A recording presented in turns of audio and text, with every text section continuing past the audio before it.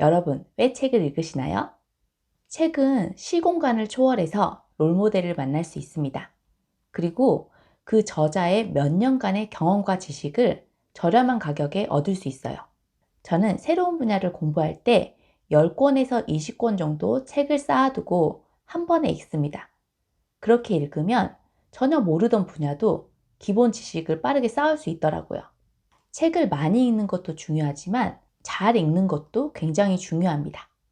우리가 책을 읽어도 뇌에 기억이 잘 남지 않아요. 여러분만 그런 게 아니라 저도 그렇습니다. 금방 뭐 읽었지? 책 덮으면 잘 기억이 안 나요. 이거는 지극히 정상적인 건데요. 에빙하우스 망각곡선에 따르면 우리는 10분 정도만 지나도 바로 망각이 시작된다고 해요. 특히 1시간이 지나면 50%를 잊어버리고요. 다음날 24시간이 지나게 되면 70%를 망각한다고 합니다. 그러면 망각하면 굳이 읽어야 되나? 약간 이런 생각도 드는데요. 이렇게 암기식으로 책을 읽으면 망각돼서 사라져서 쓸모없는 지식이 되지만 여러분의 삶에 적용을 하게 되면 의미 있는 정보가 됩니다. 지금부터 어떻게 삶에 적용하는지 하나씩 알려드리도록 하겠습니다.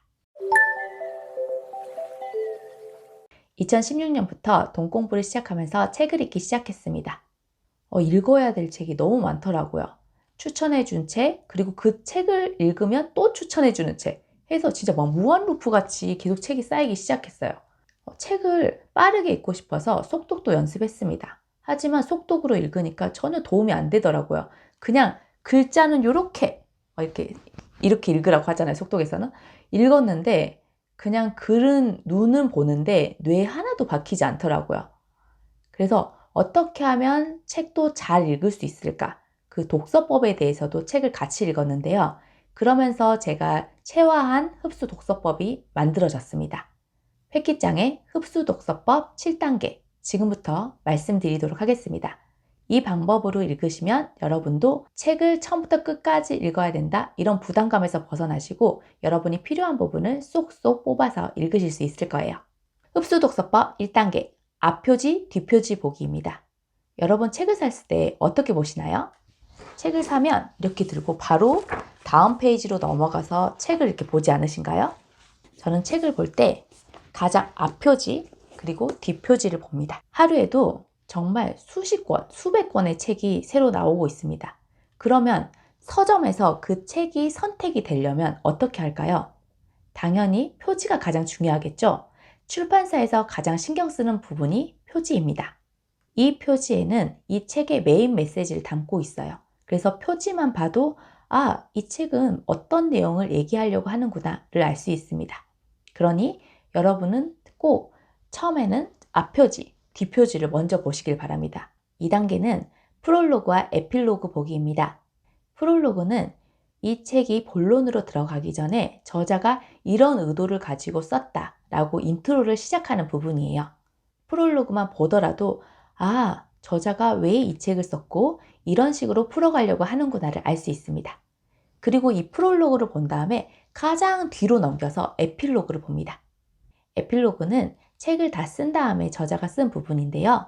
이 책을 통해서 어떤 것을 얻을 수 있고 저자가 말하고자 하는 결론은 무엇인지 알 수 있습니다.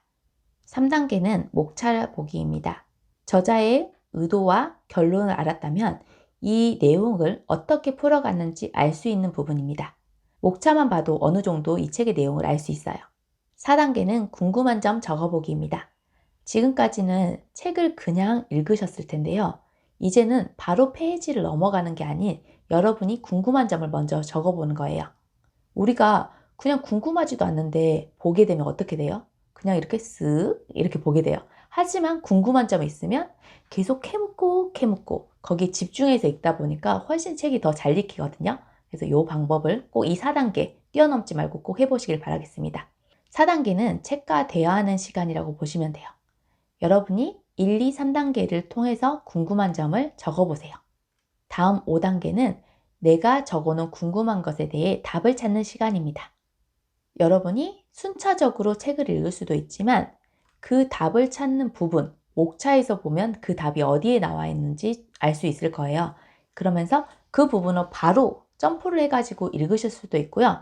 아니면 순차적으로 읽다가 그 궁금증에 대해서 하나씩 찾아가 보셔도 됩니다.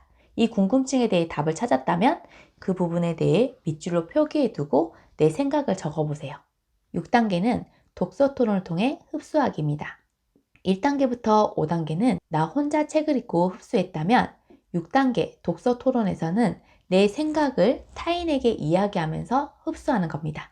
이렇게 말하다 보면 생각 정리도 되고 타인의 생각을 들으면서 이 책에 대해서 다시 한번 이해하게 됩니다. 모든 사람들의 경험이 다르기 때문에 똑같은 책과 똑같은 구절을 읽어도 다릅니다. 저도 현재 여러 개의 독서 모임을 진행하고 있습니다. 신기한 게 같은 책을 읽어도 어떤 나이대와 독서 토론을 하느냐, 그리고 어떤 관심사가 있는 그룹과 독서 토론을 하느냐에 따라서 굉장히 책이 다르게 읽히더라고요. 흡수독서법 마지막 7단계, 글쓰기로 출력하기입니다. 여러분, 책을 요약을 하면 어떻게 하시나요? 책 정리를 한다. 이럴 때 책 내용만 줄줄줄줄줄줄 쓰지 않으신가요? 저도 그랬는데 다시는 안 보더라고요. 그래서 이제부터는 전체 내용 요약은 그만, 내가 필요한 것만 추려가지고 작성을 하는 겁니다. 여기서 그냥 내용만 간추려서 쓰는 게 아니라 내 생각과 의견을 적어보는 거예요. 그리고 내가 어떤 거를 느꼈고 어떤 거를 내 삶에 적용할 건지 적어보는 시간입니다. 7단계는 나의 언어로 책을 해석하는 시간이라고 보시면 돼요.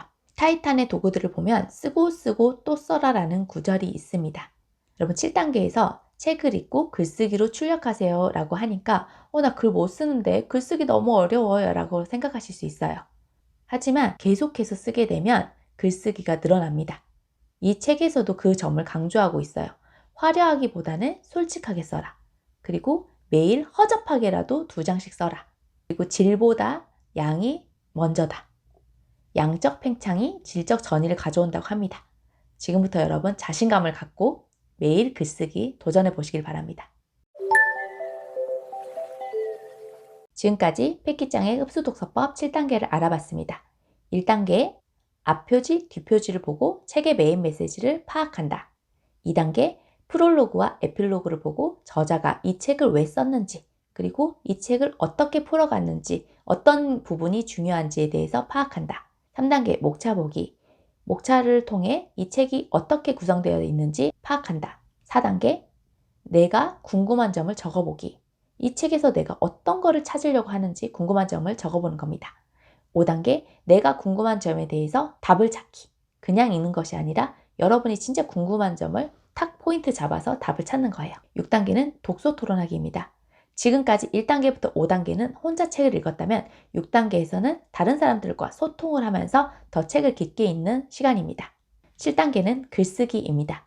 지금까지는 책을 읽는 데에서 끝났다면 꼭 글쓰기를 통해서 여러분의 생각과 내 삶에 적용할 점을 적어보시길 바랍니다. 책을 몇 권 읽었다, 자기 만족에서 끝나는 게 아니라 여러분 삶에 적용하는 독서를 해보시길 바랍니다. 평범한 직장인이 목표를 이뤄가는 과정에서 읽었던 책들이 어떤 것이며 이 책을 어떻게 읽었고 어떻게 삶을 적용했기에 달라졌는지 앞으로 이 책 한 권 한 권씩 소개하도록 하겠습니다. 오늘 영상이 도움이 되었거나 앞으로 영상이 궁금하시다면 구독과 좋아요 눌러주세요.